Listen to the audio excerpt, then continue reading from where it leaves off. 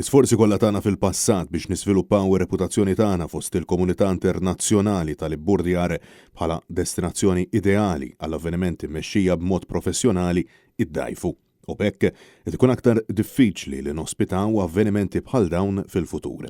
Hekk saħħu kelliema Royal Malta Sailing Club wara li din l-għaqda sportiva ġiet sforzata tibda topera f'containers minħabba li spiċċaw żgumbrati l barra mill-lido li kienu joperaw fih f'Taxbix.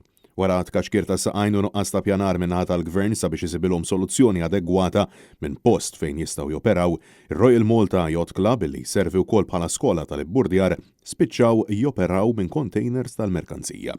Ma saħħu li tali sitwazzjoni hija ta' tħassib serju fih dan il-komunità tal-Ibburdjar minħabba l-impatt tar-reputazzjoni ta' Malta bħala destinazzjoni tal-Ibburdjar. Tul dawn is-snin kollha l-klabb ospita kompetizzjonijiet u atleti ta' fama internazzjonali f'pajjiżna fost oħrajn l-avvenimenti tal-Middle Sea Race b'impatt ekonomiku pożittiv ta' xejn inqas minn 5 miljun euro. Barra minn hekk 2.6 miljun euro oħra rriżultaw fil-valur ta' relazzjonijiet pubbliċi li kollha jikkontribwixxu għal promozzjoni tal-isport u turiżmu ta' valur għoli illi avvenimenti bħal dawn joħolqu għal Malta. Kollox beda fl-2009 meta l-klabb ingħata art għal 49 sena art illi kienet ġiet espropjata lil Malta Playing Fields Association.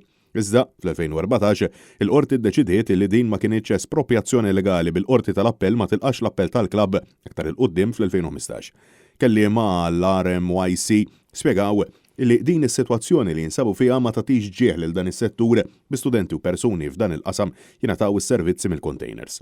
U ma saħħu illi f'din is-sitwazzjoni kollha il-klabb spiċċa l-vittma. Nhar il-ġimgħa li għadda l-klabb ħabar uffiċjalment li ser kun qed jospita l-kampjonati Ewropej tal-ORC 2023 li se jsiru f'Malta bejn it-23 ta' April u l-1 ta' Mejju. U għalihom din is-sitwazzjoni tħabbeġ ir-reputazzjoni mhux biss tal-klabb iżda ta' Malta bħala pajjiż li jimmira li jospita avvenimenti internazzjonali bħal dawn.